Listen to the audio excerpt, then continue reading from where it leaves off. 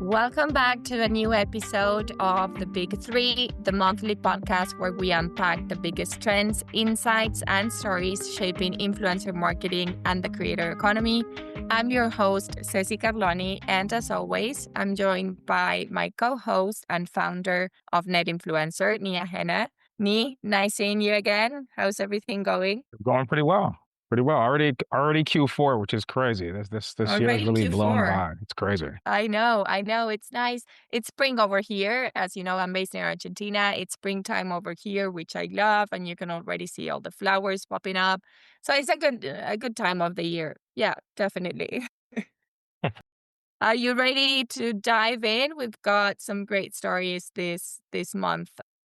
From VC vetting on creators to an agency collapse, leaving creators unpaid, and an Instagram new feature. So it's a packed episode today. Yeah, let's do it. Okay, let's jump right in and kick things off with venture capital and the creator economy. I feel like we've chatted about this a couple of times in previous episodes. We know creators are maturing from content producers into full-fledged business owners, and we know venture capital is taking notice. Actually, a couple of weeks ago, I had a conversation with Megan Lightcap from Slow Ventures about investment in the creator economy, basically, and how VCs are looking at creators these days. I remember the conversation, and I know I think what's unique about Slow is that they develop this unique investment thesis that focuses on the creators themselves, treating them as the actual asset. I remember Megan said, the entire case for this is because they believe the brand equity doesn't necessarily sit on the balance sheet of the creator businesses, but with the creator themselves and their community. So, again, VC in the creator economy, what's your thought on this? What do you think about Slow's approach to funding? Yeah, I think this is the right way to look at the space. It's interesting. We launched Net Influencer back in 2020, 2021, and that was during that first real big rush of institutional capital into creator businesses and creator enablement. And I don't think there was a great understanding then by institutions around really what is driving this, right? And so the dollars back then, they were flowing to companies that were helping to enable the long tail of creator businesses, right? So that's creator enablement businesses. And so those are businesses that help anybody become a creator. And that reality still exists. Anybody can become a creator. But what we're seeing in this space is that a lot of the commercial power to drive and persuade is concentrated towards the top.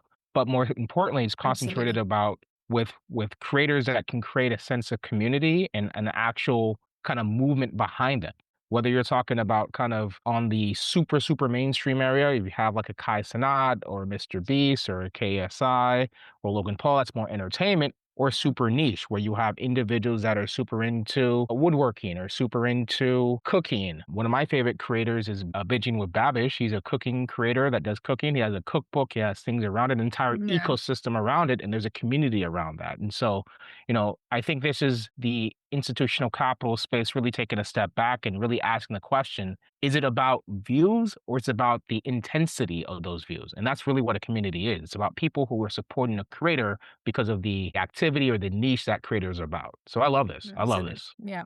Let me ask you something. If you had a visit firm or a visit company and you were looking for creators to invest in, what signals will you look at, or what were you look for in them? I think I'm a little bit biased here because, my background has always been in B2B. That's why I got attracted to kind of the creator economy. I saw, hey, this B2C phenomenon is happening. What is a B2B opportunity? And so from my perspective, looking specifically at creators that focus on creating B2B content, maybe around specific niches. And so if there's a B2B podcaster that focuses on the construction niche, that's super interesting, right? Because that individual is going to have influence over construction industry professionals that are making decisions around, what kind of equipment are we renting? How are we looking at project management software? And so I think that's the level that folks have to kind of think about. Is like, okay, who's in the community of these creators? What are the opportunities to connect these creators with related services or businesses? Is there an opportunity to create an event around this creators to bring these people into a room? That's exactly where think the opportunity is from a B2B perspective. And those same opportunities exist on a B2C Mm. perspective. You look at somebody like Emma Chamberlain with her coffee, she probably could easily move into other spaces that she does in her Get Ready With Me. She's in coffee, morning routine. She could Yeah, probably have a cosmetic event where she has pop-ups and things like that. And so again, that's what I think it's important for institutional investors to understand is okay, who is this creator? What do they stand for? And then what are the themes that you can invest in to create kind of an investing universe around the particular creator? absolutely.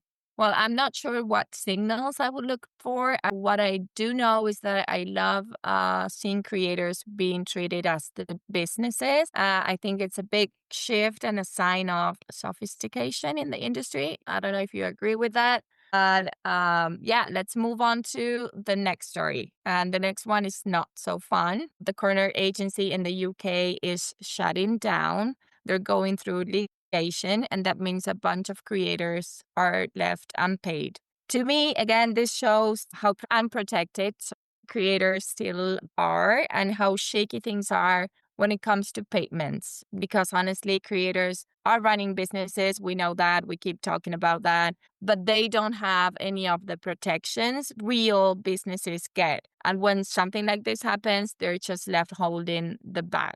I think it sucks when an agency goes under, there's no safety net, no guarantees they'll see their money. So my question to you, Nee, is do you think this is just one bad case or is it a bigger sign that we need more protection and stronger rules in the industry? Yeah, I mean, this is always a risk when you're in the agency business. As an agent, you're supposed to be the representative of either the brand or the talent, right? And so you have this middleman that exists in between the person that's doing the work and the person that's paying for the work. And in that, there's always going to be some sort of credit risk in that process. And so I don't think this is Yeah. a wider challenge in the entire system or the ecosystem. But what it really means for talent is that you have to make sure the businesses that you're working with, the talent agencies that you're working with, they have a track record. They've been there. They have a track record of paying their talent on time. And let's make sure yeah, give your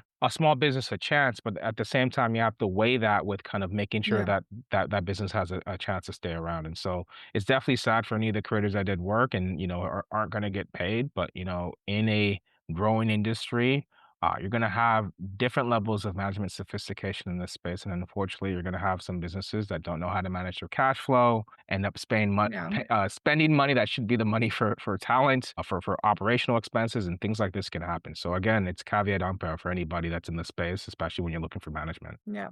I know these kind of things again can happen, but do you think we need to start building some like protection, some kind of security? I mean, the industry is building all these tools, all these platform, influencer marketing solutions aimed at streamlining the process. But when it comes to the basics, like actually getting paid, creators are still left exposed. So I keep thinking, wouldn't creators rather have protection than another new tool? I mean, that's my take. I don't know what your thought is. Yeah, I mean, And it'd be great if there was a way to protect. and I don't know what the tool would be. I mean, I'm not sure where I would start, but I think that I mean, the industry is what's the word that I'm looking for? Is prepared to build some kind of tool for Yeah, I mean, this. I think the only way this happens is if large creators say, "Hey, we're not going to work without these certain kind of safeguards and safety nets," and then hoping that that organization kind of can trickle down to the long tail. But unfortunately, from my perspective, given how unorganized the industry is, given the fact the Mm. industry is so kind of balkanized and you have Yeah. creators of all shapes and sizes, I don't see any kind of collective action happening where that necessarily happens kind of organically. The flip side of that is maybe this is an opportunity for a talent agency or to say, hey, here's a system that we have in place. Maybe there's a blockchain that says, here's a smart contract that automatically, once you get the work done, when we get paid, you get paid. And here's a smart contract that we have in place that makes it extremely visible. And maybe that can be something that is a benefit of working with one agency over another. And so if that becomes something that talent starts to look for. A talent agency that's smart and aggressive and is looking to disrupt the space can kind Yeah. of lead with that is, hey, this is a value proposition that we have at our business, and it could be a way to consolidate talent. But That would be again, a great that's starting point. yeah, that's going to take a vision on the talent side or collective action on a vision on the talent agency side or collective action on the talent side, and maybe this podcast will be the inspiration for somebody to take Hopefully. it and run with it. Love that. All righty, let's wrap up with the last story. This one is about Instagram. It has introduced a new repost feature. As you know, this feature basically makes it easier for content to get shared and land in front of new people. Again, the feature basically allows users to share public reels and feed posts directly to their follower feeds. So again, I'm not totally sure this is some huge unlock for brands or partnerships yet, but for creators, I think it's pretty clear it's about discovery. It puts your content in front of new audiences. And again, that can mean new followers, more reach, more visibility. That feels like the real win here. What do you think? Is this just another Instagram tweak, or could reposting really change the way creators grow and get discovered? I'm pretty sure this is my hot take here, but I'm pretty sure that Instagram is Okay. going to deprecate this feature in the next 18 months. It's Oh pointless my on the God, why? platform. I mean, Instagram loves to borrow features from other platforms, right? Reposts originally came from Twitter. It's Twitter. a little bit on TikTok, but does it really add to the experience on Reels? From my perspective, no. I don't want to see, no offense, Ceci, if you see something funny and you repost it, I don't know if I wanna see that in my feed. If you wanna send it to me in a DM, that's great, but if you repost it, like, my activity on Reels, I look at the Reels field. I look at the Reels feed. I don't necessarily go to Ceci's profile and look at all the content you've You have posted. a point there. Yeah. And so, like, just it's a struggle to see why they felt the need that this would be functionality that people would actually use, unless they're just using it for another signal to say, okay, this is an endorsement, so we Okay. want to give this thing more upvotes. But personally, when I look at it, when I think about it, I'm never going to repost anything because the content I post on Instagram is the content that represents me. And I think most users, I think most creators kind of feel that way about their content. Who's going to be using this? Aggregators, individuals? I don't know. So I'm not a big fan of the feature, and I'm pretty sure it's not going to be around by the end of 2027. Hot take. Okay. Okay. Hot take indeed. I just think that, I don't know, more eyes, more reach, more chances for creators to grow. But we'll have to wait and see, I guess. Absolutely. All right, Nate. That's a wrap up. That's our big three for this month. Thanks again for everyone for hanging out with us and digging into these stories. We'll be back next month with more headlines and hot takes from the creator economy. Until then, I'm Ceci. We'll see you next time. Thanks, everyone.